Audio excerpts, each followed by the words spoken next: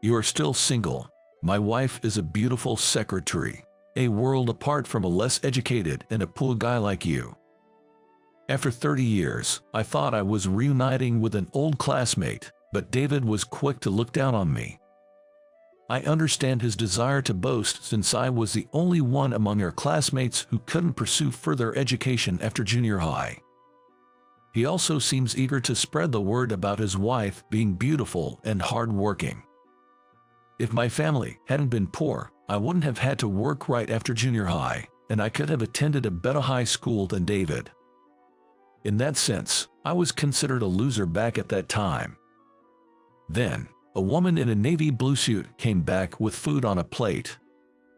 So, she's David's much bragged about beautiful secretary. Let me introduce you. This is my wife, Michelle. Beautiful, isn't she? While she might be considered beautiful, her makeup is a bit heavy. Michelle started trembling when she noticed me.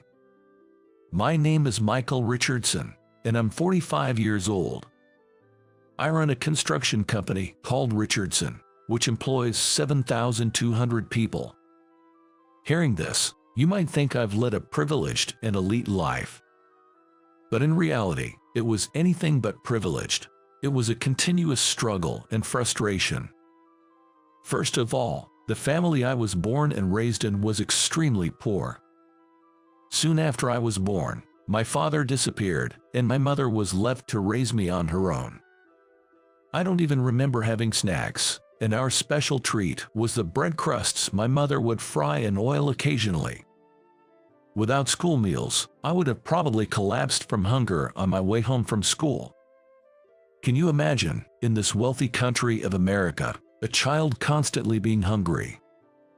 Since we couldn't afford games and toys, I naturally turned to studying whenever I had free time. Maybe as a result, my grades were always top of the class from elementary school. I was well regarded by teachers, and during my time at school, I could forget about the hardships of poverty. Even after entering junior high, my grades remained excellent, and I was respected by other students. I was recognized for my leadership skills and served as class rep and student council president, leading a fulfilling school life. Everything changed at the end of my second year in junior high when it was time to decide on my future path. Both my mother and my homeroom teacher, Mr. Thompson, looked troubled. Despite having the academic ability to easily get into the best high school in the state, my family's poverty meant I couldn't pursue further education. My mother, with tears in her eyes, pleaded with Mr. Thompson. "Isn't there anything we can do? He loves studying and his grades are excellent. It's too cruel to deprive him of the opportunity to study just because he was born into a poor family." Mr. Richardson, the owner of a construction company I know, actively takes in students who are struggling to afford their education. How about working for his company? He can work while getting his high school diploma through correspondence courses. After hearing Mr. Thompson's suggestion, my mother pondered for a while.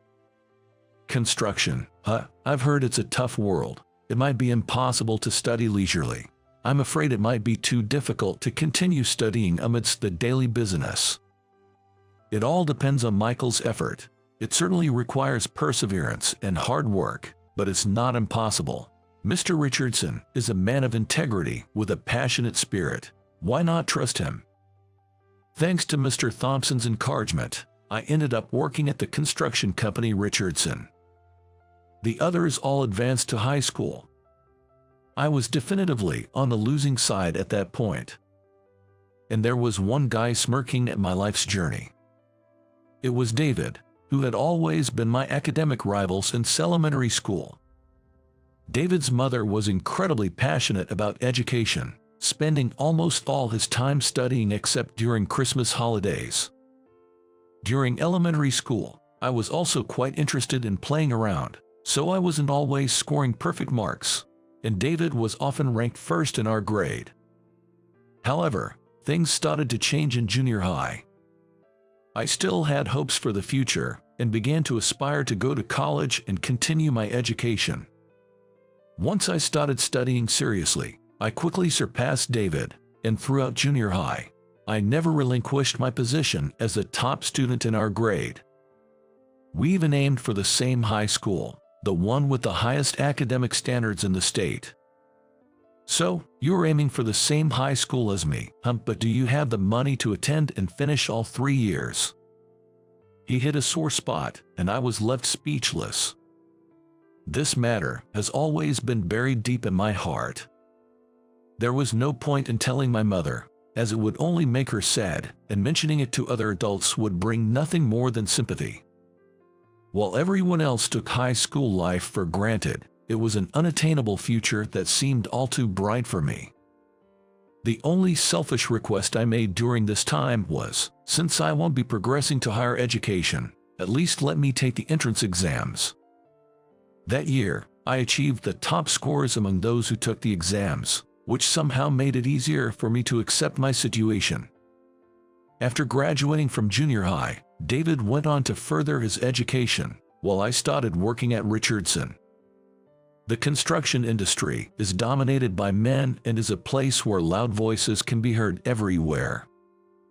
Mr. Richardson, the president of Richardson, personally trained me on site, even though I was still clueless about many things. In the beginning, I stayed in a room at Mr. Richardson's house, where I could sleep and wake up.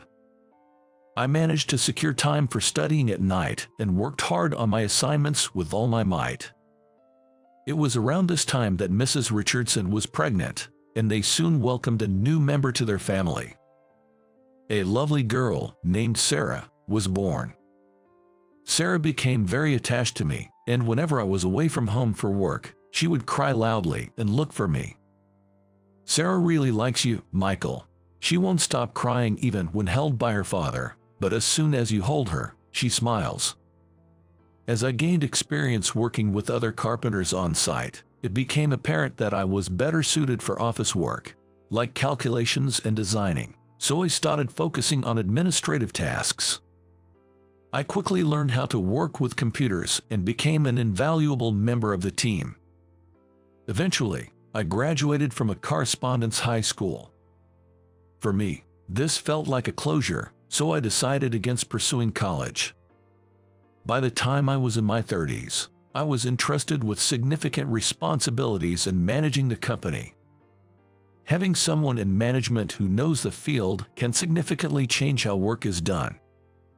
It became easier to incorporate feedback from the field, and the management could give more detailed instructions. The company's performance soared, the number of employees increased, and the company grew significantly. What was once a medium-sized construction company had now become a major corporation.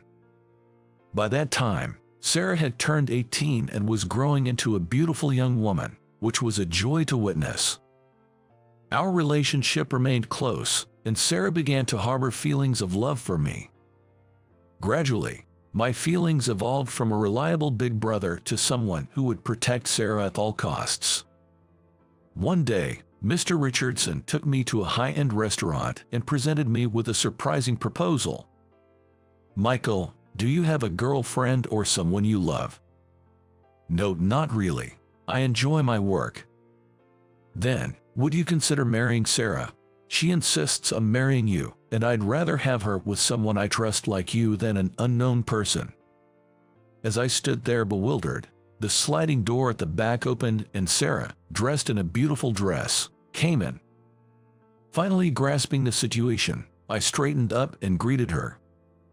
Even though we both knew how we felt about each other, I still wanted to make a formal proposal. "Mr. Richardson, please allow me to marry Sarah. I promise to make her happy." Sarah shed tears and whispered, "Thank you." And so, I married Sarah and took the Richardson name. I was prepared for some to be envious, but almost all of the employees accepted us warmly. Perhaps having someone to protect changes a man. Lately, Michael seems to have gained a certain dignity. Maybe it's because of his extensive experience since joining the workforce. It makes us feel safe to follow his lead, they said. I'm happy that Sarah relies on me, and I feel our deep love every day. Thus, 30 years have passed since I entered the workforce, and I've turned 45. At this significant milestone, I became the second president of the company. A significant land development project was set to take place in the heart of our state, and our company, Richardson, was poised to play a crucial role. That evening, a networking event for companies involved in the state's land development was held in a large hall at a hotel. I attended with 2 other employees, heading towards the venue. In the hotel's largest hall, men from the construction industry gathered, creating a buzzing atmosphere of excitement. Not only were employees from companies already involved in the development present to deepen relationships, but many salespeople from companies looking to participate were also in attendance. Furthermore, this networking event welcomed families, and I spotted a few women who appeared to be the wives of construction company presidents. Sarah mentioned she might join us if she finished her household chores in time. The employees I brought with me quickly joined the line for the buffet-style food upon spotting it. For the time being, I had a champagne glass I received at the entrance and leisurely surveyed the surroundings.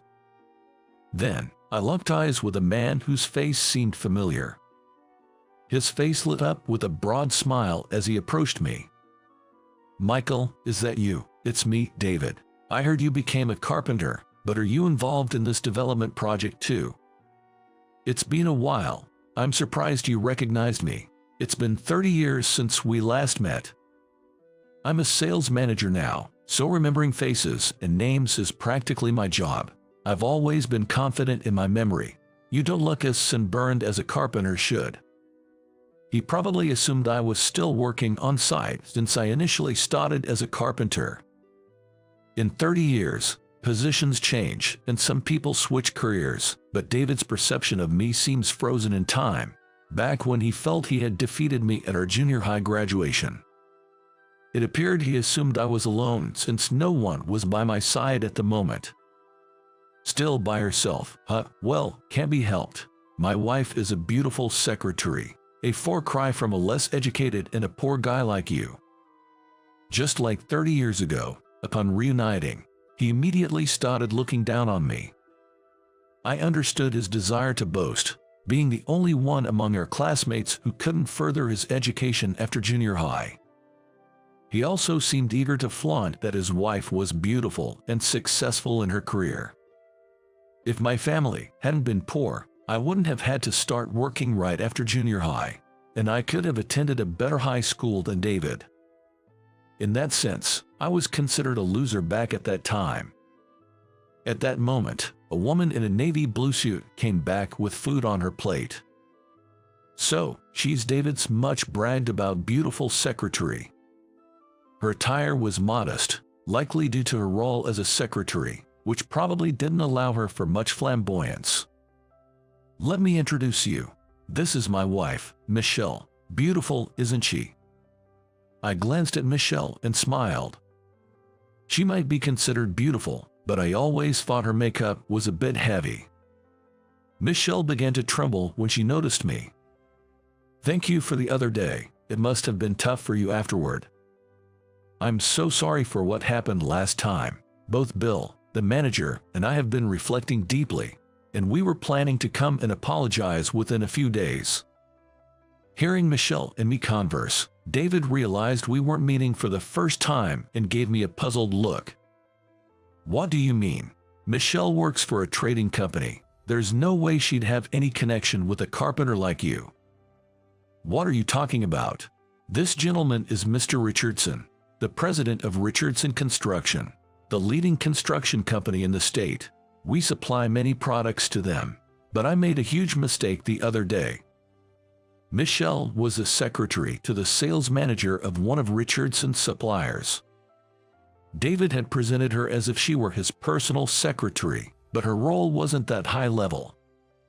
Recently, we had arranged a meeting with Bill for direct discussions, but it was left hanging due to a scheduling mistake by Michelle. Michelle apologized profoundly. "I know it's not the best timing, but could you give us another chance, considering my husband? I promise such a disrespectful mistake won't happen again, please." Because of your husband. Well, I know your husband. We're not exactly close, but all right. Please be punctual this time. Thank you so much. Michelle continued to express her gratitude, almost in tears. David was initially dumbfounded but gradually turned pale as he understood the situation. Richardson, that's a major corporation. You're its president. How can someone who has a low level of education become a president at your age? What do you mean how? It's the result of hard work. I've been part of the workforce longer than most, which probably means I've put in more effort. Michelle nodded deeply, impressed. We're well aware of your achievements. You were reputed to be highly capable, but what's more commendable is your respect for the people you work with. David's mood soured even further. Seeing his proud and beautiful wife praising me, whom he looked down upon, must have made him feel belittled. So, you're married too? I guess it's about that time. I got married when I was 23. How long have you and Michelle been married, David? You married quite young. I got married at 32. We were both career-oriented, living a work-centered life. It seems like they are what you'd call a power couple. Having financial stability and a wife who always dresses elegantly, alongside both spouses advancing their careers, would indeed be something to boast about. Michelle looked around. Is Mrs. Richardson not here? I've heard she's beautiful. I've been hoping to meet her. My wife should be arriving soon. I'll introduce you then. Just the mention of my wife being beautiful seemed to sour David's mood. But he probably assumed it was just an exaggeration since she's the wife of a significant client. Then, Sarah arrived briskly. Sorry I'm late. The kids just wouldn't go to sleep. Both David and Michelle were taken aback by Sarah's youthfulness. How old are you, ma'am? You're quite young. It's surprising. She's 30 this year. She was born the year I joined Richardson. To me, it feels like I've watched her grow up and waited until she was old enough. That's like a dream for many men, isn't it? I couldn't help but feel somewhat flattered, scratching my head to hide my embarrassment. I filled Sarah in about David and Michelle. I decided I would marry Michael since I was born. I rushed into it as soon as I turned 18 because I was worried someone else might snatch him away. What a lovely story. Are your children quite grown now? They're still young, 5 and 3. We wanted to spend time just as a couple for a while after getting married, traveling abroad and playing golf, enjoying a prolonged honeymoon. Nodding with a smile at Sarah's innocent words, I could sense that Michelle's heart was in turmoil. It was probably because of Sarah's noticeable pregnancy. Sarah loves elegant simplicity and doesn't seem like she's bogged down by the care of small children. The jewelry, bag, and shoes she's wearing are all top of the line. She only buys limited edition items from well-known brands, and her friends, who also love branded goods, are envious of her collection. Michelle, who seems to have a keen interest in branded goods, appeared to feel down comparing her possessions to Sarah's. I thought marrying David would mean a financially comfortable life, but his spending habits are so extravagant that I still need to work to manage our finances. That's why we ultimately decided against having children. Michelle bit her lip in frustration. Seeing Sarah tenderly caress her belly must be painful if Michelle had to give up having children for her career. Men can be a father even at an advanced age, but it's not the same for women. David, who had been listening to the women's conversation, seemed displeased. There's no point in talking about it now. Besides, you're just as bad with money. Normally, when both spouses work, they contribute equally to the household, but you keep splurging on your bikes, leaving me to foot the bills. So much for your beautiful secretary. You buy all those unnecessary designer bags and clothes. You don't need more than one, but you buy a new one every time a new collection comes out. As the argument between the couple escalated, Sarah excused herself to get some food, leaving the scene. I finished my champagne, pondering the life David had led. He went from the top high school to a prestigious university, landed a prime job in sales, and married a beautiful woman. Without children, he must have more disposable income than most. He probably enjoyed boasting about his life and having others envy him. But now, reuniting with me, he finds the person he looked down upon as living a far happier life.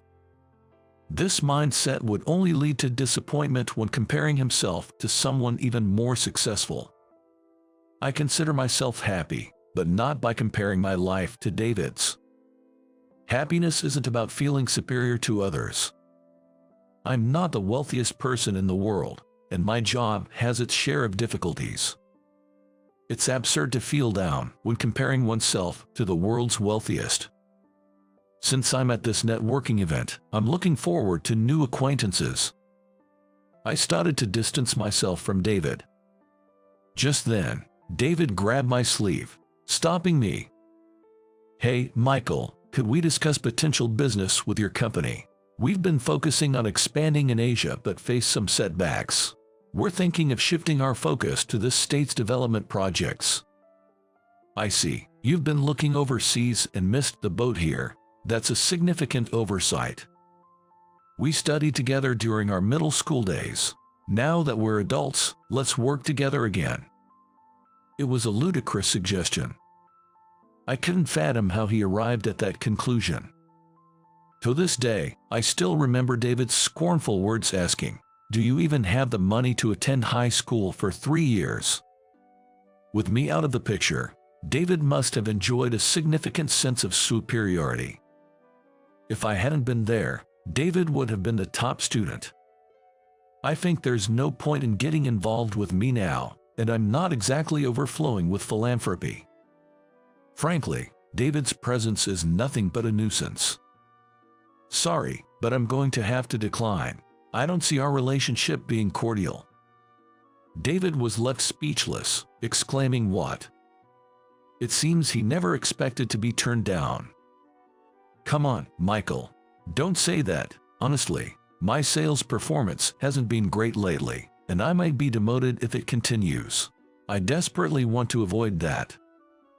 As harsh as it might sound, that's a reflection of your abilities. Who would want to start a new transaction with someone facing demotion due to poor performance? Michelle, who had been silent until then, she interjected, "Please, I'm begging you to. Despite what he says, if his performance doesn't improve, he might be fired. If David loses his job, we won't be able to maintain our lifestyle." "What exactly did you do?" Michelle bites her lip in frustration and begins to speak reluctantly. "Well, he had an affair with a client's wife. It led to their divorce, and now we're facing a hefty compensation claim. The company found out, and he's barely hanging on to his job." "Are you okay with this, Michelle? I know your personality from our business dealings. You can't possibly be okay with this, can you?" Michelle silently hung her head and spat out in frustration. "I can't just throw him away like this. Once he's stable enough to manage on his own, I plan to leave him." "What? You are planning to divorce me? I've never heard about this." I listened to their quarrel from a distance. Their relationship seemed irreparable, and I had no intention of obliging them by entering into a business deal. To avoid further agitation, I quietly left their side, reunited with Sarah, and we soon left the event. The following details came directly from Michelle, with whom I remained in contact through work. Various industries were involved in the urban redevelopment of the state, but David's company couldn't secure a foothold anywhere. David's scandal had become too well known, contributing to this failure. Fearing for the company's survival, the executives decided to fire David. Being granted early retirement instead of being laid off was at least a small consolation. The severance pay went mostly towards the compensation demanded by the husband of David's affair partner, so there was almost nothing left for David. Michelle decided to end their marriage, presenting him with divorce papers. While there were happy times living with David, my feelings for him have faded. Fortunately, I have a job and no children. so I plan to focus on taking care of myself from now on. David, who once boasted about his wife's high income, faced the irony of being divorced by someone fully capable of living independently. The divorce settlement halved David's savings, and he had to sell his house. Unwilling to lower his standard of living, David set high expectations for his new job. But few companies offered such senior positions. David's miscalculations weren't limited to his career. Until now, he was able to live quite comfortably with the addition of Michelle's salary to his living expenses. However, even if he was to receive the same salary as before, he would have to cut his standard of living in half. Unable to secure a job, David moved to a cheaper apartment. Eventually, he must have thought that staying in this land was the problem, so he quietly moved to another state. No one, including Michelle, knew what became of him after that. Meanwhile, Michelle thrived. Initially, she deeply regretted not having children, but volunteering, suggested by a friend, brought new meaning to her life. She became a supporter of children in underprivileged countries, hoping she would grow into admirable individuals. She plans to visit Africa next year to meet them. Michelle sold all her designer items, choosing a minimalist lifestyle. I'm grateful to Mr. Richardson for giving me an opportunity that changed my outlook on life. Michelle, who now speaks cheerfully, has simplified her makeup and attire. I've heard that some male colleagues have taken a keen interest in her. It'll be interesting to see how things unfold. 3 months later, Sarah gives birth to a healthy baby girl. This made us parents of 3 children. While the responsibility grows heavier, our children are irreplaceable treasures. Sarah mentions wanting maybe one more, and I wholeheartedly agree. Having grown up in poverty, I'm determined never to let my children endure the same hardships. Maintaining my health and working hard are crucial for that. Lately, I've come to understand what it means to invest dreams in your children. However, I'm cautious not to force them into what I believe is best. Sarah, with her keen eye, will surely keep me in check. The state's redevelopment project is progressing smoothly. Currently, the area lacks sufficient public transportation, so making car travel is essential. Because of their mobility issues, they have to drive a car to get to the hospital. This is a problem across America. But in 5 years, with the introduction of subways and dedicated bus lanes, people will be able to travel to many places without relying on cars. I hear that autonomous buses will also be introduced on a trial basis. The number of hospitals and care facilities is set to increase. Though we're working hard now, we definitely will age. We are working hard now to make it a comfortable city to live in by that time. For our children's future, we're doing all we can now. As I gaze up at a building under construction, I pledge to redouble my efforts.